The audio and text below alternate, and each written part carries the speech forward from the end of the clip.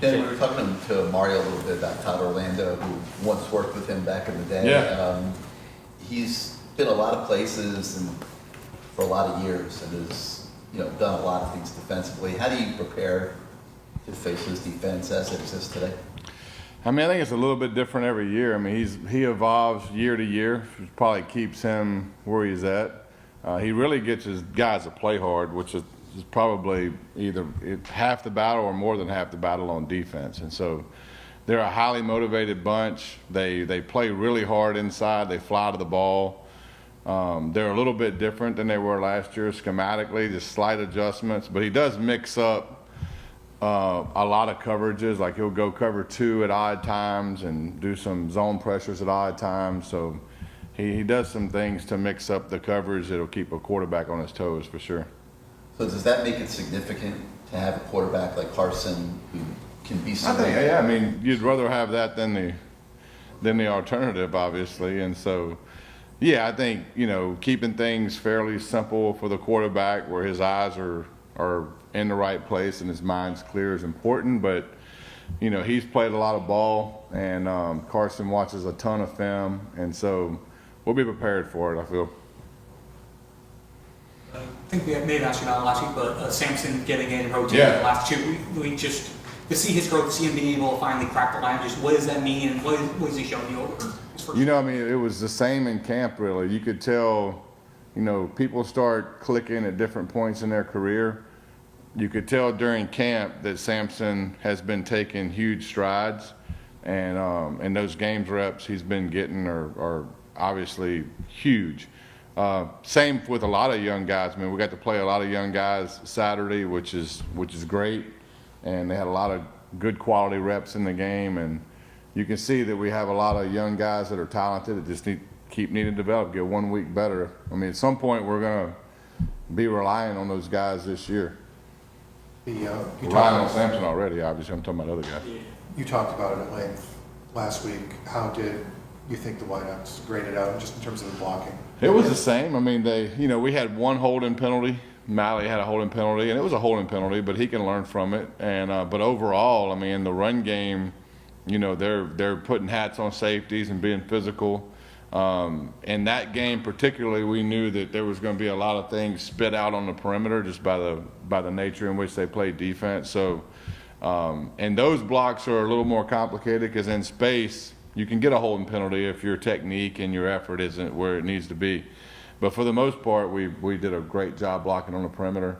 And they take ownership in doing the dirty work. They really do. I mean, they'll talk more about the blocks than they do the catches, which fires me up.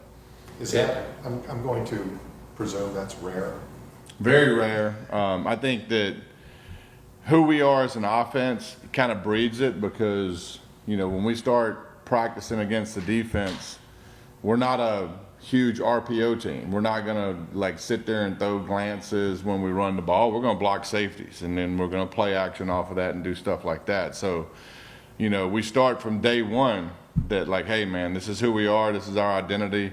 We want to run the ball, be physical, but that's not just the O-line and tight ends and running backs that, everybody has to bear the weight of playing physical, and they really take it and ran with it. And I think guys like CJ's leadership as an older guy, you see CJ and Keelan and those guys blocking, and I think everybody kind of fall in line. They do a great job leading that group. There was a stat that was floated around last week, and I tried to look it up, but I couldn't figure it out. But it said since the start of last year, you guys have run between the tackles on 77 or 78% of your carries, which is second most in the country or something. How much of a certain badge of honor is it that there's not a lot of mystery? When you're going to run it, you kind of know, people kind of know where it's going. You kind of dare them to stop it, and more often than not, obviously, they're not. Well, I mean, I think that we're built very physical up front. We're big, so we can move people, and so our bread and butter run game is running at you. Now we do run wide zone and some things to get the ball on the perimeter, but the one thing that I look at is all those balls that get spit out on the perimeter are run game. All those count as hitting the defense at different places. So sometimes the run might be up the middle, and if Carson spits it out to Mally or to CJ or to Ray Ray, then that's a perimeter run game. You know, so the ball doesn't necessarily have to be handed off when we call it. I mean, if they got everybody in there, we can spit it out on the perimeter too. So all that stuff matters. You know, I mean, if you look at run game hits, you know, a lot of times in run game, it does hit up the middle. A lot of times with duo particularly, that ball spits out a lot of different places. That's the beauty of duo, in my opinion. You have to get Maribal to give you a dissertation on it, but duo is a play that can hit backside B, can hit down the A, or can spit all the way out to the C and D gaps. And so the ball might get started down the middle, but that particular run play, which is a run that we run quite often, can get spit anywhere. And so that's why I like it, because based on how the D line and linebackers fit, the ball is going to go one of probably 4 different places. And it isn't just an A gap run. I mean, the run that Pringle scored on bounced out to the B gap, and they blocked the safety and it scored. Well, technically that was, you know, an A gap run call, but that thing spit all the way out to the B gap. If we can go 4 different places, shouldn't we call it something other than duo? Probably. It's just, I don't even know why it's called duo, to be honest with you. I just know that's what it's called. Shannon, you talked about the depth in the receiver room and how you liked how much you guys had on the depth chart. I think it was 10 different guys caught passes from Carson before you guys were out second unit. And just to be able to see that on display, to see how many options he has, and him starting to build chemistry in game settings with multiple guys. Yeah, I mean, I've always believed that the key to offense is spreading the ball around, you know, where the ball isn't going to one guy all the time. And so you see 10 or so guys touch the ball, that's a good thing for the Canes. You know, that means that they can't focus on one guy, you know. And so the other thing about duo, not to like go to another point, but like I also like efficient offense. I don't like going backwards. Like, so to me, getting first downs and the ball going forward is a sign of good offensive football. And so a lot of times those runs, you know, that might not get 15, 20 yards, they might get 3 or 4 yards. They put you in a third down situation, and a second down situation is very advantageous, you know, rather than some of those wide plays you can watch across college football. I mean, some of them hit big, but some of them go backwards 3 or 4 yards too. And so, you know, it's what you believe in, really. TJ Daniels, again, big contested catch touchdowns last game. Is that something you saw in him when you were evaluating him? He always had that. Has he improved in it this year? What allows him to be so good at that? Yeah, I mean, I think the guy's very talented. I mean, he's got good body control. He's got good ball skills. But yeah, I mean, you know, you look back even to his time at Liberty, right? I mean, he was a vertical threat machine, you know. Now, you know, whatever happened last year happened, and I don't necessarily hold that against him, but you could see signs of him even then of being a very, very productive receiver. And so I just felt with him particularly that, you know, that we could put him in a position to highlight what he does really well. And now I didn't necessarily know at the beginning, to be very transparent, I didn't know he had the leadership skills he has. I didn't know that he was a type of person that could really change a whole room. You know, just with his mentality and his personality and charisma and the way he carries himself, I had no idea that that was going to be the case. That was kind of icing on the cake with him a little bit. But that's been bigger than any play he's made, to be honest. Obviously, Malachi Toney's gotten a ton of attention over the first 2 weeks. Pretty sure he's your leading receiver through 2 games. How have you seen him just kind of handle this early success? Obviously, he's like just turning 18, I think, this month. So just like, how has he handled the last couple of weeks? Nothing seems to faze him. You know, he's the same person every day. You know, he just comes to work. I think he just really likes football, and so, you know, I don't see any change in him from really the first moment he stepped on campus. You know, the game's definitely not too big for him, and he's never gonna get in a situation where he thinks he's bigger than the team or bigger than anything. He knows that he's a important cog in the process, but just a part of what we're doing, right? And so his mentality is very unselfish, and he has a very servant mentality. And if he keeps that, you know, I mean, and he is going to keep it because that's the character he has. And so, but he hasn't changed one bit. I mean, he just keeps coming and like goes to work. He's got a great personality and a great demeanor to him, and you know, he just really loves football. Every game and every year is different, but when you think back to last year's USF game, what stands out in your mind? Because that game was closer, maybe. Yeah, it was really. I mean, I thought, you know, when we came out, you know, they were more aggressive than I thought they would be on defense as far as like coverage. They came out and got in our face, played man, which before that point they had played a little bit looser. Their effort was really high. You know, they had an edge to them. And there, we obviously played at their place, so they had a good environment for that game. They had built it up. But, you know, for the first half of that game, I mean, it was extremely competitive.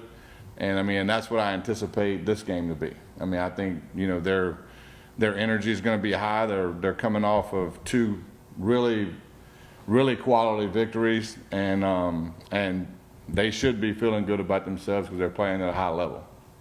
Well, you were obviously probably a little busy yesterday. Did you watch any Titans? I did. I watched some. I watched a little bit. I didn't watch the whole game, but I watched enough to know what happened. Yeah. How do you look? I thought he looked good. I mean, he had there was some situations that came up that he's going to learn from, you know. And I mean, I think he'll be the first to tell you that. And you know, there were some key drops through the game too that I think, you know, I mean, I've said it from the first day I've worked here, but the quarterback position is a very deep-ended position. Like, you need guys around you to do their job. And I think it was evident, you know, you look at the CJ post catch, right? I mean, look, great, phenomenal throw by Carson, great catch, great route by CJ, but there was nobody around Carson. Like, literally for 5 yards, it was open air, and he stood back there. And so my point is, I mean, it's a very dependent position. You got to have people around you doing your job, their job at a high level to allow you to do your job. And so sometimes we lose sight of that at quarterback because of, you know, some of the press certain people get or whatever. But guess what? Like, you can't throw it and catch it. You know what I mean? And you can't block and throw it. Like, you need your teammates to do their job. With Mark Fletcher, he seems like it's only been 2 games, but averaging almost 6 yards a carry. Yeah. I mean, just his ability to just pound the rock like that. I mean, how have you seen him grow coming into this year, and just, you know, what does he do for this offense at this point in his career? Well, I mean, he's steady. You know, we know what we're going to get from Mark, and that's the key with a lot of the guys that walk out on the field is they're steady personality guys, and they're not too up and not too down.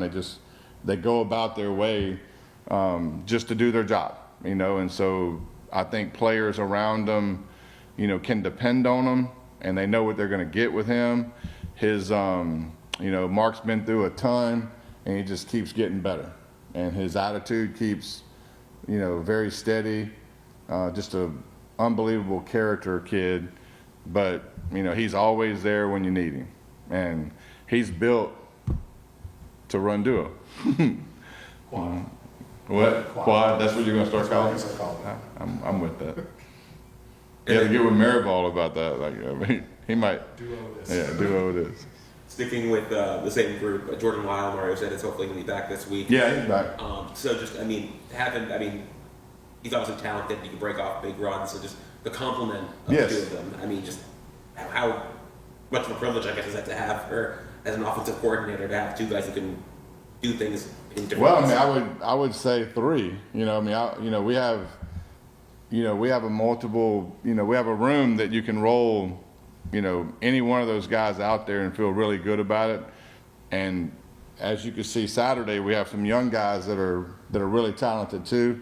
And when it's their time to play, they'll obviously showcase that. But the 3 guys that we're riding with, you know, the most, I mean, honestly, you could pick one out of a hat and put him in a game, and I feel as comfortable with one of them as I do with all 3 of them. And so, and they all root for each other, and so it's a good room, and it's a room that needs to be deep because of the nature in which we play.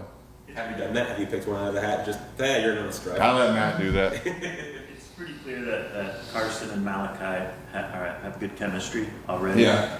How much extra work are they doing outside of practice, after practice, et cetera, to establish that chemistry already? A lot. I mean, through camp, it was a lot.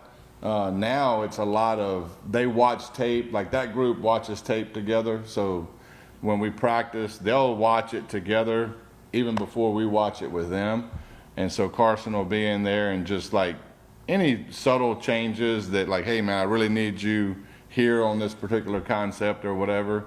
And so that's the rhythm of the week now, is more so of them meeting together. Now they will, you know, if we have a practice and a couple balls don't get completed on a certain concept, they'll stay out there and work on that. But we have to be conscious of kids' legs too, you know, I mean, they can only run so much during the week. And so the rhythm of the week is more so of them finding time to meet together. But that did exist throughout camp. Obviously, we were trying to make up time because of Carson not going through spring. And so there was a certain rapport that he had to create with those guys because of just the injury and coming off of injury and not being able to throw as much in the spring. And so that needed to be heightened up a little bit through camp for sure. Anything else? Great, thank you, Coach. Appreciate it, guys. Thank you.